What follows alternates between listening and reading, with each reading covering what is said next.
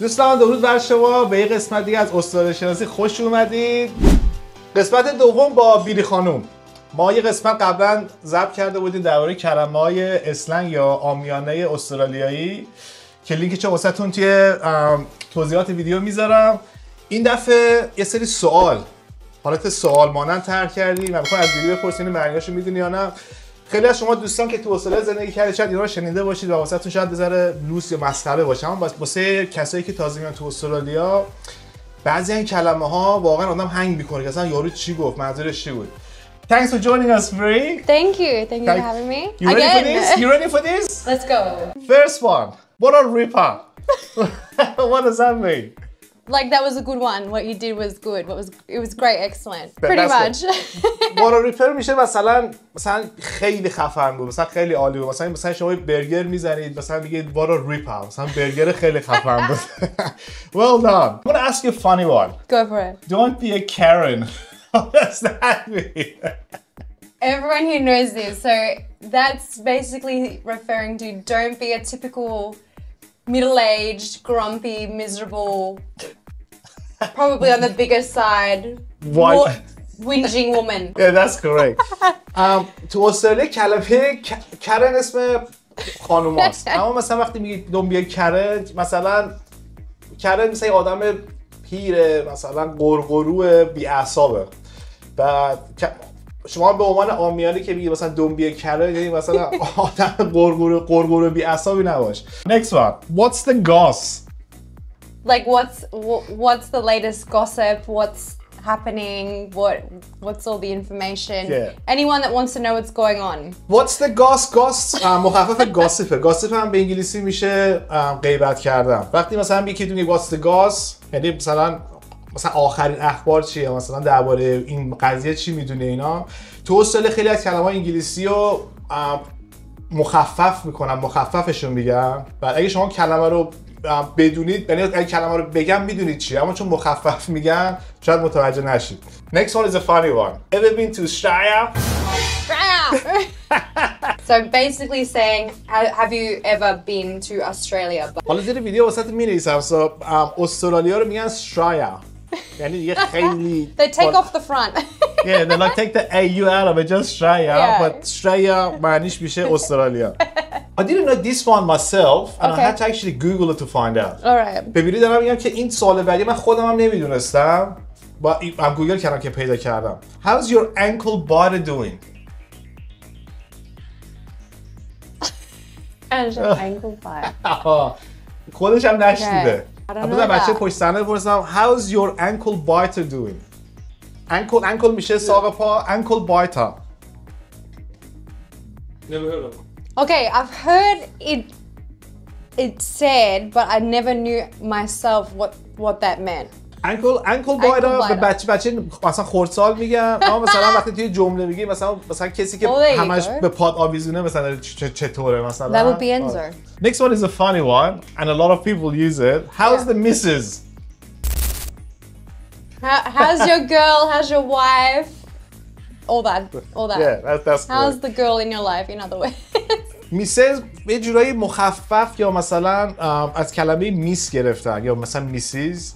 و خیلی از نیوزلندی‌ها این کلمه رو در استفاده میکنن. میسز مخففش میشه مثلا خانوم دوست دختره. Next one.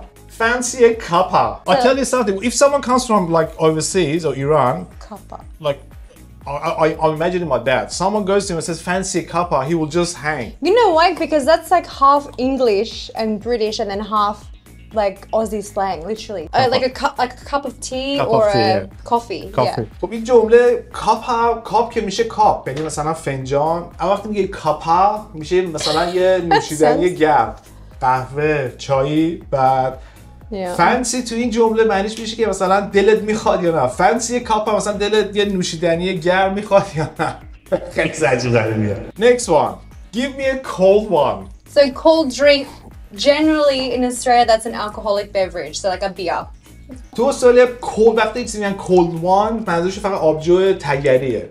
بعد مثلا حتی مشروبات الکلی هم cold one نمیگن. cold one یعنی فقط آبجو تگری. این جمله بعدی یه ذره اگه تازه از کسی از ایران اومده باشه یه ذره سخته متوجه شدنش. I'm lounging in my trackies.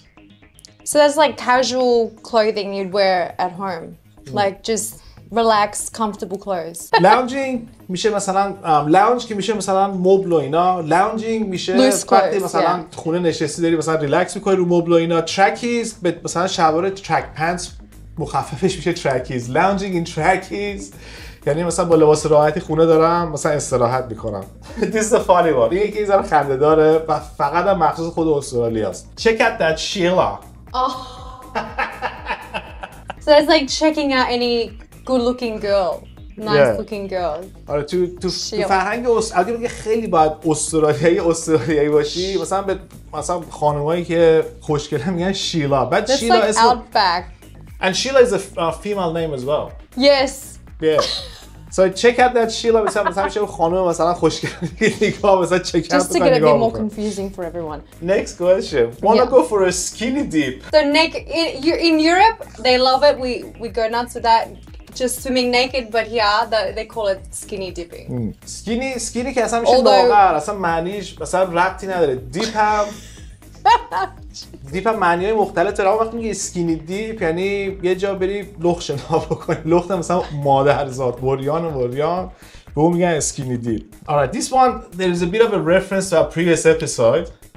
این سوال ما البته نبخشید اپیزود قبلی ما یه برنامه قبلا داشتیم با آیدین ضبط کرده بودیم. Can you fix me a sanga? Can you fix me a sandwich? تو استرالیا به With the nose, سنگا. تو استرالیا به ساندویچ البته ایرانی نه به ساندویچ توستایی که ساندویچ درست کنه به اونها میگن سنگا. من نمیدونم این کلمه از کجاشون در آوردن. به اون میگن سنگا. و can you fix me a sanga? fix me تو این جمله میشه درست کردن. Seen any flicks lately? That's like movie. Yeah? Any latest movie. Flicks همون میشه شاید از مثلا نتفلیکس هم از اون اسم گرفتن. آره بعد میشه مثلا سریال، فیلم، شوهای تلویزیونی. How's the old bloke? Oh god. Generally means your dad. Like how's your father, how's your dad? Last question. Last one. اون سوال آخری که ازش پرسیدم old bloke. Old bloke میشه مثلا پدر. مثلا مرد پیر اما وقتی میگه your old bloke مثلا میشه پدرت. من ازش میپرسم که واسه مرد چند تا کلمه توی زبان شیرین استرالی وجود داره.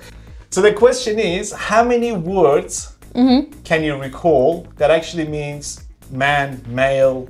Mate, yep. Buddy, bloke. Yep. Man. I'll give you another one. Fella. Yeah, they love fella. There's another funny one. Bugger. You know, like you old bugger. So bugger actually means یه سری کلمه هست برای میخونم جو bloke, mate, fella, lad, bugger, old man, champ, legend.